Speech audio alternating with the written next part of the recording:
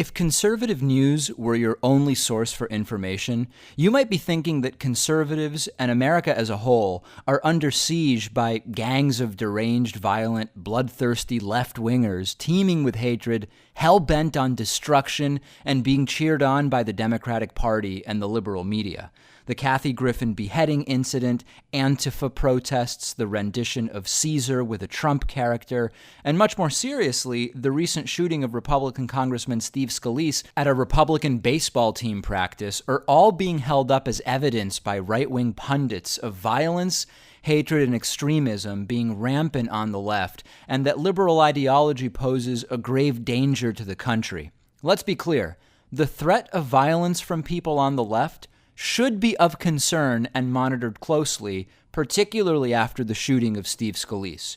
But there's been a torrent of hysterical coverage night after night from Fox News and other right-wing outlets that is vastly overblown, sensationalized, toxic, and horribly hypocritical, and it ignores the disproportionately high amount of right-wing violence that we've seen for many years, and unfortunately, it's been pervading the narrative among the right. To give you a sense of just how out of hand this narrative has gotten in right-wing media, listen to this. Foul language directed right at our president. They hate him. And now, top Republican Steve Scalise is in the hospital. His condition downgraded to critical. A Trump hater, a leftist, did this. Were it not for the bravery of police officers, it would have been a massacre of Republicans. There is a link between the climate of violence and the violent attack on Republicans. It is a link the left should acknowledge, but they will not. Instead, Democrats are pushing impeachment, and the media has returned to pejorative leaks which imply the president obstructed justice. Barely hours after a political shooting, the left and the media get right back on track with partisan attacks, and not a word of remorse for the climate of violence they did so much to create.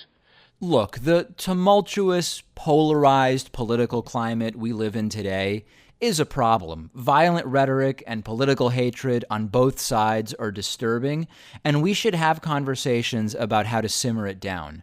But this sort of ludicrous, hypocritical coverage from Fox and other right-wing media only serves to further exacerbate the root cause of this kind of violence and hatred, the problem they claim to be trying to solve. For conservative pundits to sit around and cherry-pick violent rhetoric or actions from a few people who are, broadly speaking, ostensibly on the left, while pretending that violent rhetoric is somehow unique to the left and a new phenomenon that the right is immune to, is disingenuous at best and malicious at worst. The delusion and the hypocrisy involved in this narrative are so striking that it's difficult to even know where to begin. But let's start with the idea that the biggest threat of political violence today comes from the left, and look at that claim empirically.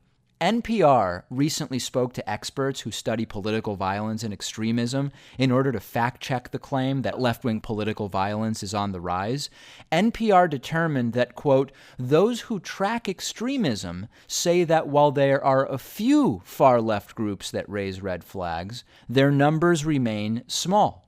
The groups being referred to largely fall under the umbrella of Antifa, short for anti-fascist. The NPR article describes Antifa as, quote, loosely affiliated groups of mostly young people, mainly on the West Coast but spreading around the country. They dress in black and wear masks when they confront right-wing groups. In the past few months, there have been clashes or confrontations in Berkeley, California, Portland, Oregon, and more recently on the campus of Evergreen State College in Olympia, Washington. However, these incidents have caused conservative pundits like Tucker Carlson to lose their minds and use the ammunition to fan the flames of the, quote, violent left narrative. Some of these Antifa clashes since Trump was elected have resulted in broken property, rocks being thrown, some minor injuries. Nobody's been killed or seriously injured during any of these clashes, but nonetheless, these sorts of groups and their tactics should be condemned and monitored appropriately.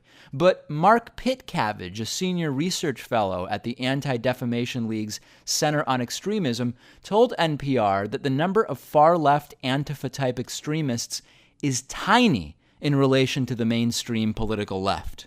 Quote, "The far left is very active in the United States, but it hasn't been particularly violent for some time.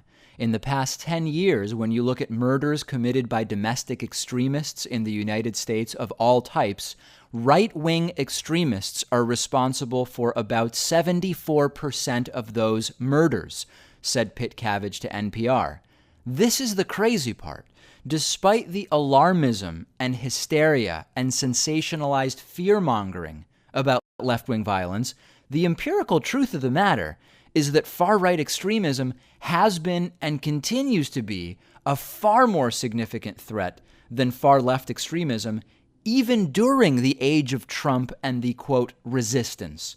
Ryan Morrow, who I've interviewed before, a security analyst with the Clarion Project, a right-wing think tank dedicated to, quote, challenging radical Islam, appeared on Fox News recently and said, quote, "Anyone that studies this kind of extremism or terrorism knows that whichever political party or political philosophy does not control the White House, the extremism rises on that side." But even if we take Morrow at his word here, right-wing extremism still remains a significantly greater threat, according to experts and all available statistics. What exactly qualifies as right-wing or left-wing extremism? What violent incidents are counted in the sum total? How the severity of a threat is gauged? These sorts of variables vary between organizations that study extremism, but by any metric, right-wing extremism is definitively and undeniably a far greater threat, so much so that it's more or less on par with the threat posed by jihadist Islamic extremism in this country.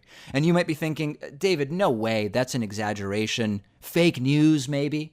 Since 9/11, there have been more deadly attacks committed by far-right extremists in the United States than by radical Islamists, although more people in total have been killed by Muslim terrorists.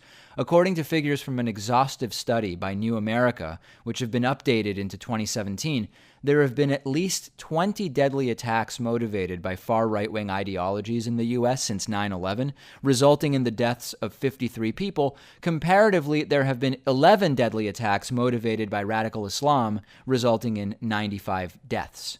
To give you a sense of what sorts of incidents New America is categorizing as far right-wing attacks, some examples are the stabbing of 2 men in Oregon this year by Jeremy Joseph Christian, an anti-Muslim, anti-Semitic, Nazi-sympathizing bigot who was harassing a Muslim girl prior to the stabbing. In March 2017, Timothy Kaufman, a black man from New York City, was stabbed to death with a sword by James Harris Jackson, a white man from Baltimore, Maryland, who drove all the way to New York City for the sole purpose of killing a random, innocent African American.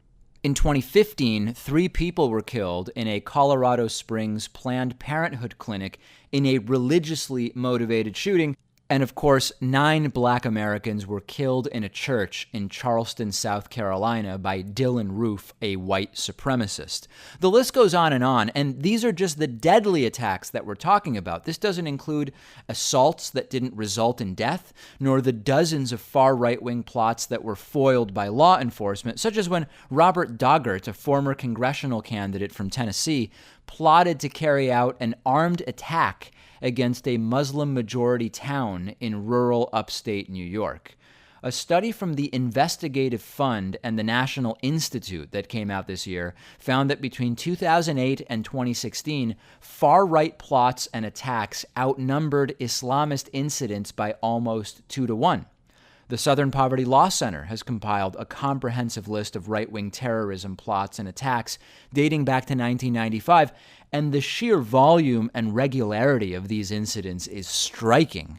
This is a well-established issue in the United States. There's numerous available studies and reports going back over the years that have all come to similar conclusions. These studies include a 2015 study from the Triangle Center on Terrorism and Homeland Security and Duke University titled Law Enforcement Assessment of the Violent Extremist Threat, a 2009 Department of Homeland Security analysis titled Right-Wing Extremism, Current Economic and Political Climate, Fueling Resurgence in Radicalization and Recruitment, a 2012 Congressional Research Service report titled The Domestic Terrorist Threat, Background and Issues for Congress, a 2011 study done in conjunction between the Department of Homeland Security and the National Consortium for the Study of Terrorism and Responses to Terrorism, and a 2002 FBI report to the Senate Intelligence Committee. Right-wing extremist violence is not just a problem in the United States. Just recently, a far right-wing extremist was arrested in France for plotting to assassinate newly elected French President Macron in front of Donald Trump, and said after he was arrested that he wanted to attack, quote, Muslims, Jews, blacks, and homosexuals. A right-wing extremist in the UK plowed a van into a group of people leaving a mosque in June. A right-wing extremist threw acid in the face of two Muslims in London, seriously maiming and disfiguring them. So yes, anti-Muslim, anti-black, white supremacist, anti-Semitic, anti-government, anti-abortion, ultra-Christian type extremists represent a similar threat to jihadist terrorism, and that threat is not going away anytime soon. Experts are actually worried that Donald Trump's victory has emboldened these kinds of groups, and we've seen early evidence of upticks in those types of hate crimes and attacks. But Fox News and other right-wing media outlets ignore this threat, instead focusing on the so-called violent left. In fact, the notion that far-right extremism represents a major threat is scoffed at on their network. And it's not just Fox News. Far right-wing extremism has been shamefully a severely underreported issue in the mainstream media in general, particularly when compared to the sensationalized, fear-mongering coverage of Islamic terrorism. Another terrifying facet of this is that the Trump administration has recently frozen funding slated by President Obama to go to organizations that work to counter right-wing extremism.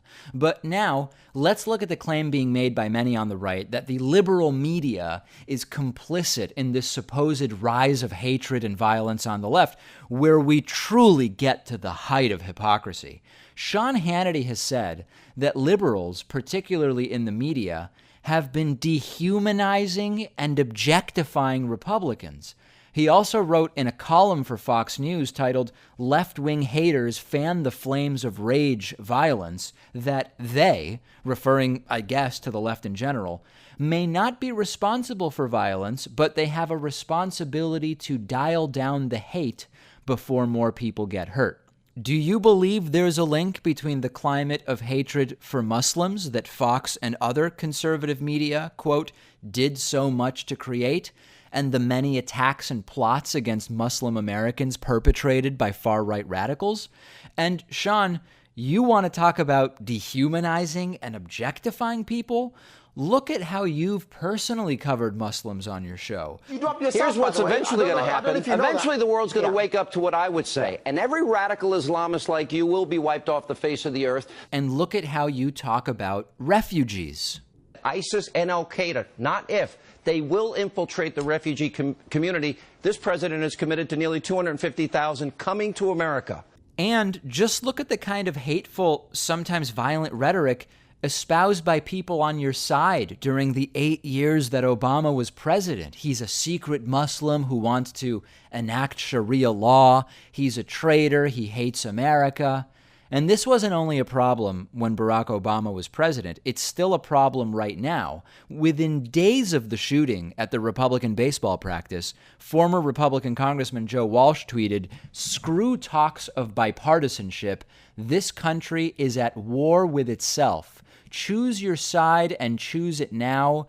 Grab your musket and get ready." It's always wise not to throw stones when you live in a glass house. And the audacity of these conservative pundits to lecture the left about toning down the rhetoric is incredible. And it's not just conservative pundits in the media. I mean, Donald Trump himself has openly and brazenly encouraged violence against demonstrators at his rallies. I love the old days. You know what they used to do to guys like that when they were in a place like this? They'd be carried out on a stretcher, folks. This rhetoric did materialize into real violence. A number of demonstrators exercising their right to free speech that conservatives love to champion were assaulted and injured at Trump rallies after Donald Trump literally called for it.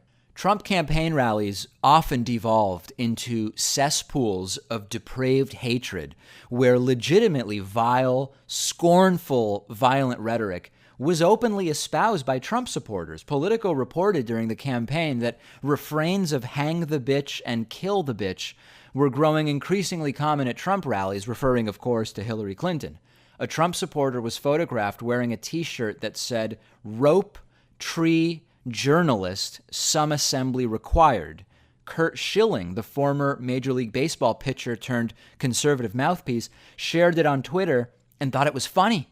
Where were all these conservative pundits talking about toning down the rhetoric then? This widespread, hateful, anti-media rhetoric has also materialized into real violence. Then Republican candidate Greg Gianforte body-slammed a reporter and won a congressional race the next day.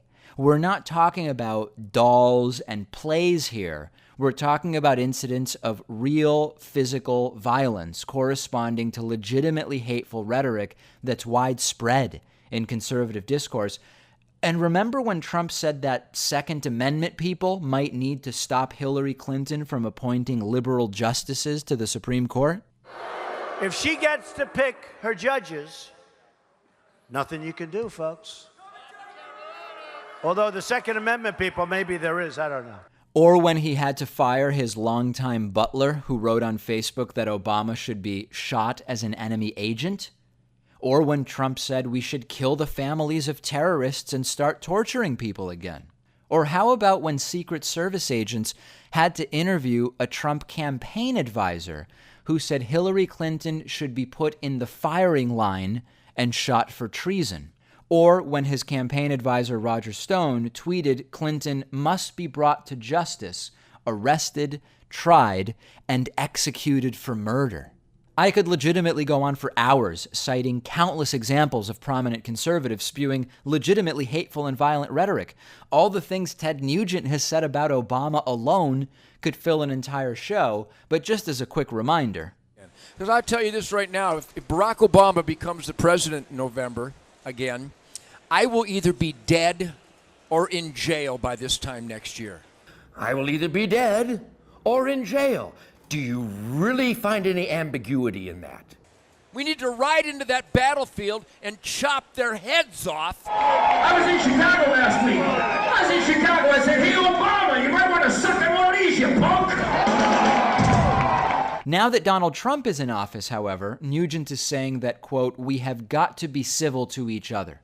That's all well and good, but conservatives can't pretend that people from the right haven't been major contributors to the culture of hatred and violence they're currently railing against now that their guy is in office. And we're not even really going to get into how all of this is trivialized and excused by conservatives who tell liberals complaining about this type of behavior that they're just triggered and a bunch of special snowflakes who should go back to their safe spaces. What's the truth? Although there may be some legitimate reason to be concerned about rhetoric on the left, the possibility of mentally unstable people who may take the idea of the resistance too far, both hateful rhetoric and acts of political violence, are disproportionately a problem on the right, not the left. This is yet another example of the major projection that is common to right-wing politics in the United States. If conservatives want to have a legitimate discussion about the political climate, civility, and rhetoric, they really have to take a look in the mirror first.